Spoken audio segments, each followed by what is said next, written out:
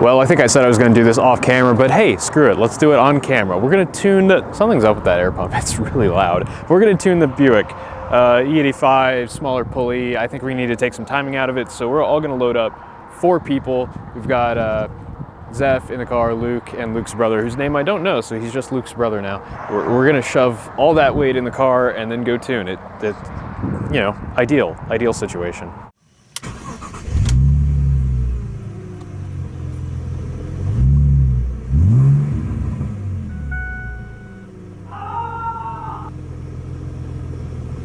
Just taking out 4 degrees of timing across the board and calling that good for now. We're gonna see what happens anyway. Sweet.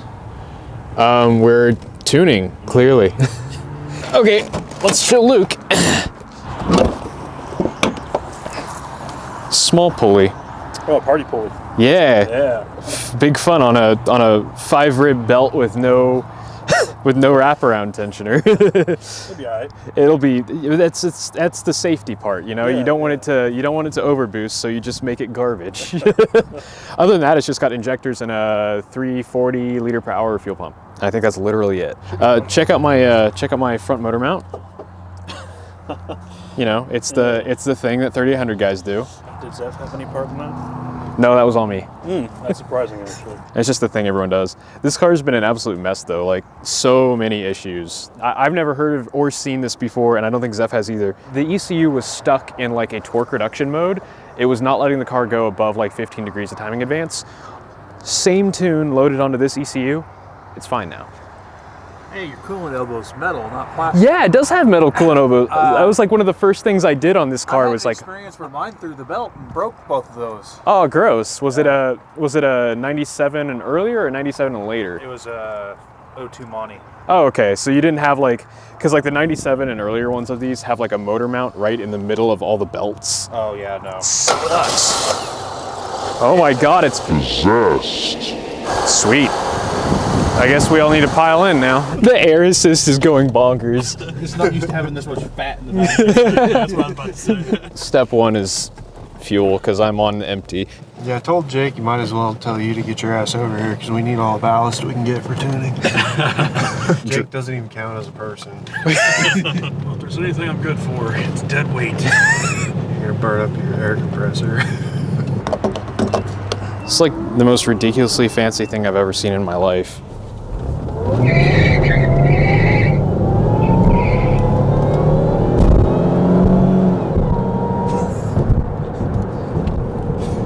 So any knock? Sweet.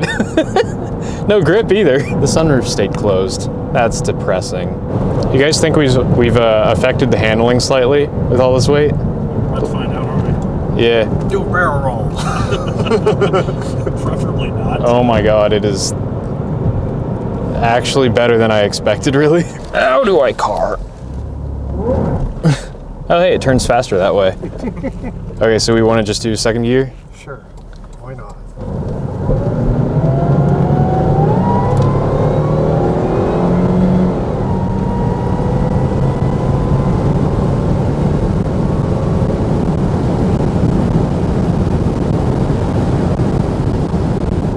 It's funny, with all the people in here, it feels faster than it did before with no one in here, so. It's the squat power effect.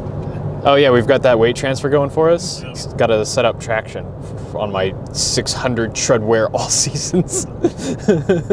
We are almost maxing out my new injectors already, which is impressive. That means we're making probably 380-ish horsepower based on fuel consumption, because we're not like airflow. You can just ballpark that. Yeah. Horsepower per pound per minute. I don't remember when we were trying to fix your fuel economy where we did the tuning, so that may not be an accurate airflow value. I don't think we mess with any of that. Scaled. I don't think it probably is accurate. Yeah, I don't think we touched the MAF scaling tables. You generally have to just go out and see what a given vehicle likes best, and then tune to that. So the map maxes out at about 17 pounds of boost, and we're maxing it out well before we oh my gosh, so we could be making, I don't know, this is a 2.7 inch pulley on a stock non-ported M90, so we could be making 18-20 pounds of boost That's a decent amount. Put some timing back in it. I'll just go back +2. And we took 4 out of it initially, right? And now we're adding 2 back. Right, which will still be stupid conservative.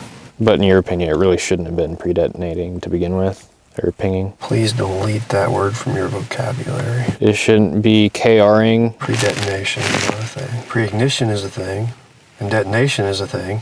I guess that does make sense. Time the wait for the thing. Actually, it's pretty quick. And it does the fun thing where it cycles all the gauges when it's done. This will probably magically be it, where you'll get like 0.4 degrees of KR every now and then. Just the flawless middle ground. Sure are a lot of Chevys down here in Mexico. It's not as red tinted as Hollywood would make me believe, though. Okay, here we go.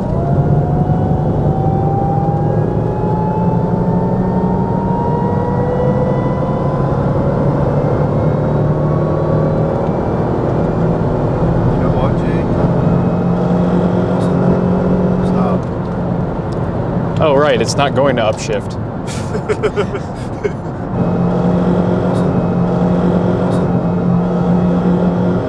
Yeah, the reason we haven't seen any KR is probably because we weren't scanning for it.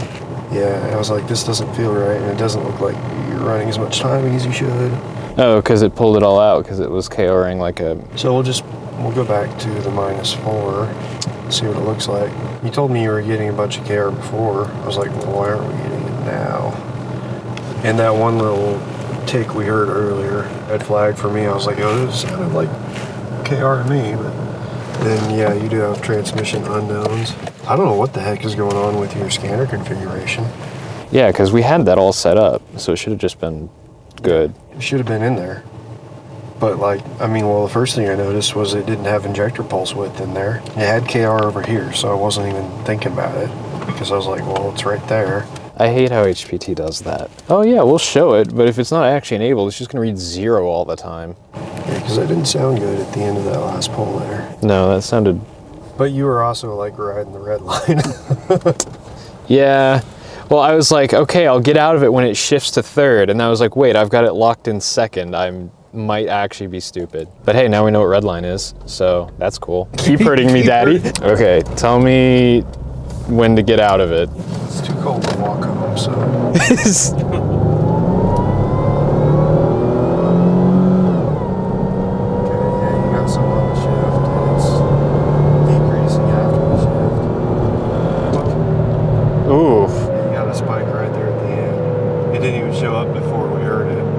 So, I mean, the other thing is we could throw fuel back at it, because if it's still knocking with -4 timing, you may just need the extra cooling. Yeah, so as a frame of reference, that was 8 degrees, which lines up with what I was seeing before. On that last log, I looked at the end of it, and I was like, 0 degrees timing. See, I mean, usually you'll see that at the shift. It'll come up, and then if it tapers off, everything is okay. Because it was like, oh, that was just shifting. Nasty shift noise. The computer thought was KR.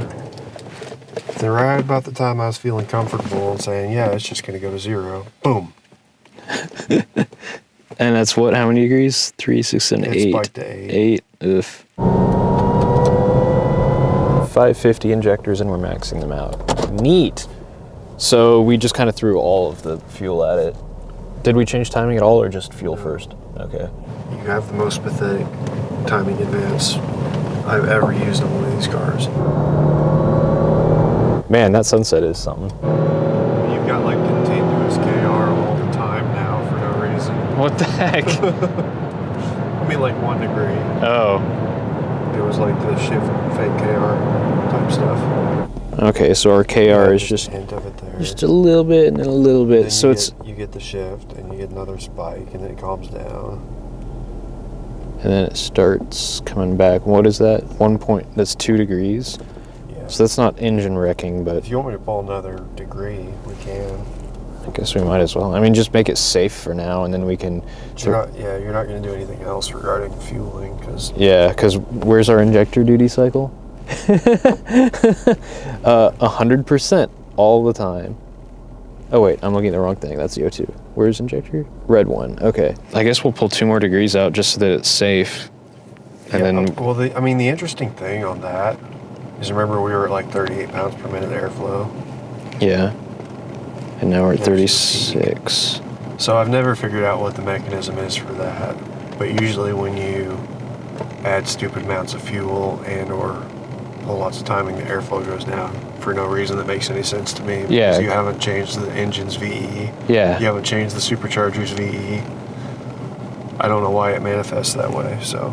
Placement it of... almost has to be with the heat that these crank out. If you have more fuel and it's all vaporizing, you end up with higher expansion displacement of the air charge than you get from contraction from cooling. 1 degree or something again. Stop. That time it's definitely KR. What on earth? That's strange. What? Oh, so you can flex it and move it around once it's in there? So as far as my belt situation goes, kind of loose, not super tight. Yeah, I think a size smaller belt would probably be good, but also if we look down here, it's coming off the crank. So there's a good chance these pulleys were always kind of trash, so there's a good chance that they are rattling and sending false knock signals. So I think the thing to do is drive this home, order some new tensioners, and then maybe get a one size smaller belt.